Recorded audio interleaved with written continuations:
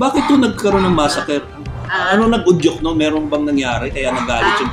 May nangyari ho ba bakit naggalit yung mga Hapon? Nagkaroon ng massacre? O... Yun na nga, February 22 nga, na-massacre yung nanikot mga kapatid ko doon sa Mahas. Kasi yung mga sila, may taguan. Ituro sila ng mga pili.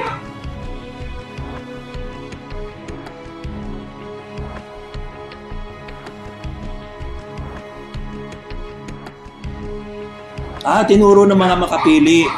Mga makapili. Isinama yung mga Hapon doon. At kinuha lahat yung mga nagtatago doon. Kasama ng nanay ko ng kapatid ko.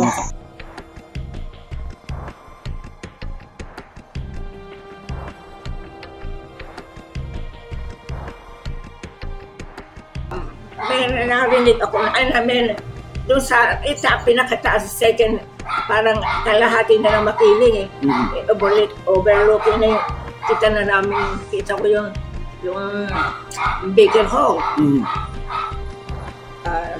Tapos habang nakaupo doon sa paligid ng Baker Hall, andun yung mga parang maliliit na kubo na tinitirahan ng mga interns. 2,147 interns coming from 9 countries. Tapos nakita ko yung kita kasi sa itaas yung ibaba, yung pumapasok na amphibian truck. Truck yung tawag. Pumapasok sa gate ng UP. Tapos so galing ho sila sa Manila Bay. Manila Bay. Laguna de Bay. Galing sa Laguna Lake. Sa Laguna Lake. Umakyat sa Bayindon. Diretso papasok na po pa gano'n. Sabi ko, bakit kaya nagtataka ako? Then all of a sudden, pagtingin ko sa Dean, nakita ko yung madami-daming aeroplano. Naka-V-shape ang ayos. Ang ayos ang dami. Narinig ko yung mga sound ng aeroplano. Tapos nakita ko parang mayroong mga nalalaglag na payong. Mga puti. Sabi ko, payong yata yung nalalaglag. Tapos yung pala, mga paratroopers nang galing doon sa aeroplano na pumapasok. Tapos yung laglalaglagan sila. Pagtungtong sa baba, kasi may mga white smoke doon sa harap ng Baker na inilagay pala ng mga guerrilla. Pero mga Chinese guerrilla, may markings, may nagtulong-tulong sila doon. Nilagyan ng usok na puti. At doon maglalanding yung mga paratroopers. Sa harap po ng Baker Hall. Sa tapat mismo ng Baker Hall. At saka sa paligid. Paligid. Luckily, wala ang mga Hapon.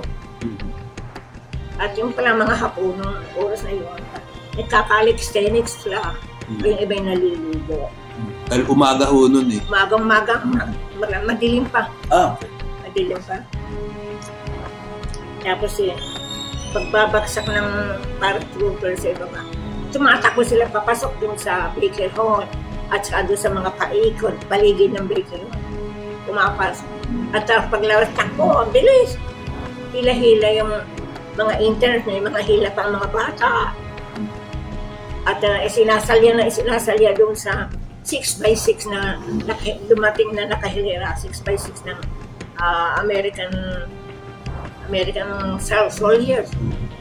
Ang daming 6x6, pari mga 12 yun na pumasok sa loob, nakahilera, sunod-sunod. Plus the truck na nanggaling sa Bayindon. Ang bilis ng kilos ng mga nag-rescue, yung mga members ng guerrilla. Ilan ho nga ulit yung interns? How many yung interns? Yung interns? 2,147. Very good. Natatandaan nyo pa ho. Oh, yeah. I am 99 years old. But your mind is sharp. Yeah. It's Still good. very, very sharp. Oh, parang kahapon lang nangyari po yun. Natatanda nyo lahat. Maski nasabihin na senior na matandang-matanda na ako. But my age is really 99. Mm-hmm. Pero ang isip ko ay talagang ano pa rin, intact pa rin. Intact. Very good. Very good. So, inaisargan na lahat. Yung mga intern. 2,147 interns. At nailabas lahat sa gate. Palabas na. Dala lahat. Doon dumaan sa highway. Mabuti na lang.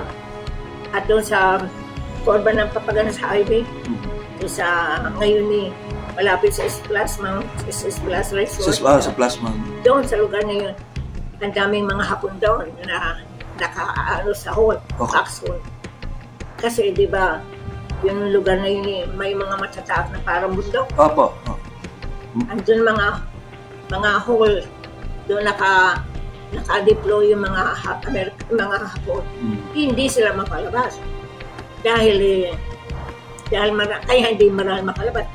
Kasi naunahan nga sila ng paratrooper na sumakay na rin sa 6x6 papunta ng palabas kasama na yung mga intern. May narinig kayong barilan, putukan? Barilan ho? Nagputukan ho ba? Wala. Wala? Talaga? Mabuti. Wala. Nakakatawa nga eh. Nakakapagtakay.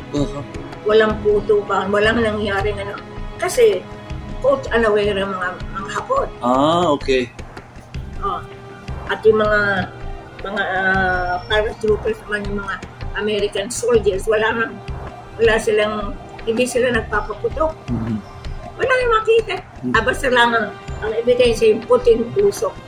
Yung puting usok sinasabi niyo? Yung sa harap ng baker. Ang dami-dami yung puting usok. So pati ho doon sa may pagdaan sa sinasabi niyong foxhole, wala hong barilan doon? Wala. Walang nangyari. Bakit talaga? Kaya nga nakapagtaka eh. Walang nangyaring baril. Puro ingay lang ng sasakyan, eroplano, narinig niyo? Eroplano, sound ng eroplano, sound ng Amtrak na nanggaling sa Marinda. Yung panang Amtrak, pag dumadaan sa kalsada, lokal. Nadudukal yung kalsada. Ang lalaki kasi. Pag tigpal na tigpal yung lupa. Yung dinadaanan. Kasi pakalalaki. And in less than 2 hours, sabi nyo, tapos na. Wala pa yata mga 2 oras. Lahat nandun na. Ang bilis ng kilos ng mga Amerikano. Okay. Kaya sabi ko, kung dumating sila ng maaga pa, halimbawa, dumating sila February 20, baka na-save yung mga... Yung magulang ninyo. Maraming, mahigit na 2,000 yung nakuha ng mga makapili doon sa hideout. Yun na nga ho, nabalitaan ko nagkaroon ng massacre. Nagkaroon ho ng massacre, pangalawang massacre dito sa Los Baños. Bumawi sila dahil sa nangyari. Nagkaroon ng massacre February 22. Doon napasay yung aking mga kapatid. Then, after ng D23, nabati nga yung mga... Yung raid, nang makaalis sila, naglabasan ng Hapon, ang daming pinatay ng mga Pilipino sa YouTube. Buti na survive nyo yun, hindi kayo... Hindi kami na sa itaas eh. Nandun pa rin kayo sa bundok. Nandun pa rin kayo sa bundok Makiling. Sa Makiling. Tapos ilang araw kami doon. Sabi naman, ginagay naman kami ng mga guerrilla.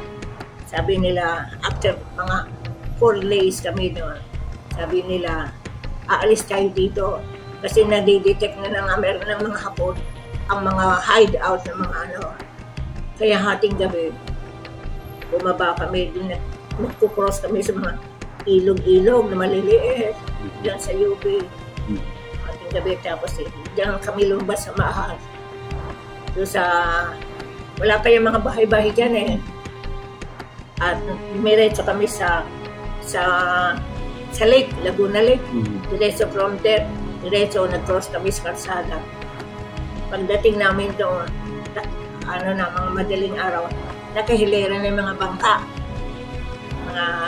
Nagagamitin ninyo? Yung mga bangka na magsasakay sa mga tao. Ayun, kami mag-ama.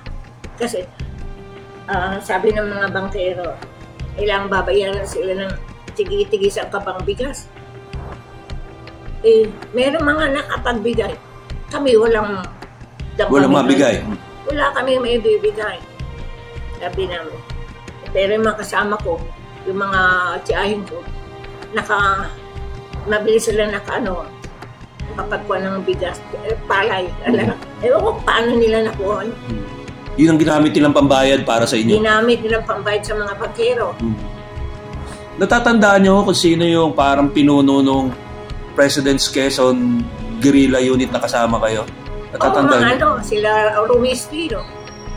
Si General Espino, yung naging chief ng Philippine Constabulary. Yun ang leader dito. Ang pangalan niya, si Rumi Espino, alias Colonel Price. Colonel Price. Yun ang kanyang ginagamit. Colonel Price. Very clear pa sa isip ko kasi malimit nga ako napunta doon sa kanilang mga bahay. Kasi ang bahay nila katapat ng Lopez Elementary School. Kaya na malimit kami pumupunta doon.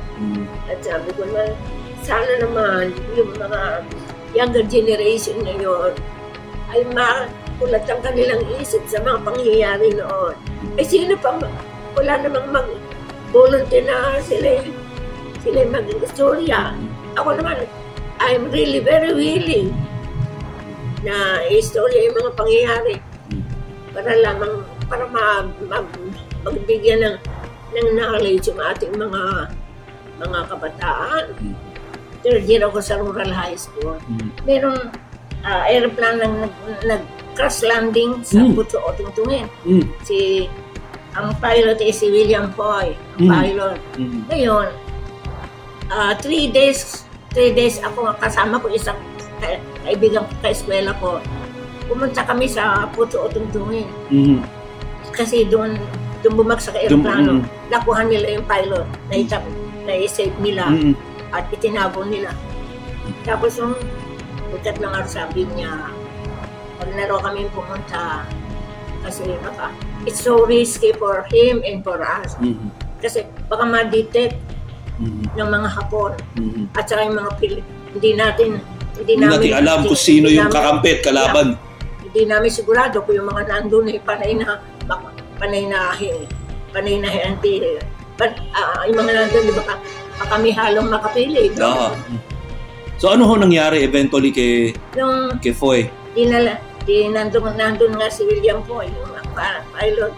Dinadala namin ng mga nilagang kung ano lang. Diyan nga sabi niya, third day, don't come here anymore. It's so risky. Risky for you and it's so risky for him. So, nagbigay na kami ng big farewell. Tapos kinuha na siya ng mga guerrilla. Kinuha na doon sa lugar na yun. Kasi nadidetect na ng mga makapili. Kinuha na, tapos dinala na siya sa may bandang Alamino siya tayo. Doon na tinago? Tinago. And then, pinaglipat-lipat na yung piloto na si William po, naglilipat-lipat hanggang sa mailagay nila sa headquarters sa Muntinlupa. Nung pumunta ko sa Amerika, nandun kasi dalawa kong anak. Nalaman nung anak ni William Poy. Nanando kayo? Oo. Nag-usap kami doon, nagkatagpo kami doon. So lucky, sabi niya, I'm really very lucky to meet you. Hindi naman niya akalain na nandun ako kasi nagpunta lang ako doon through invitation. At doon ako binigyan ng gawad na galing kay Senator Corning. Andiyan pa yung